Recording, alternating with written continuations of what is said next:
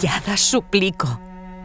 Si alguna vez pude ofender su amor con mis palabras, mis obras o mi pensamiento, si mi oído, la mirada, los demás sentidos pudieron deleitarse en forma alguna, si es que nunca le he amado, si no lo amo ahora, si no he de amarle siempre, aún repudiada e implorando con todo mi corazón, huya de mí la esperanza.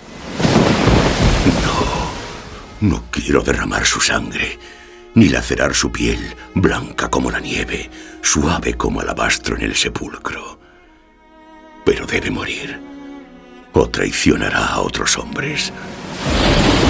Te empuja tu demonio, y tu demonio soy yo. Soy traidor porque soy humano. Otello de Verdi. Estrena l'1 d'agost de 2015. Una producció del Festival Castell de Peralada, el clàssic de l'estiu.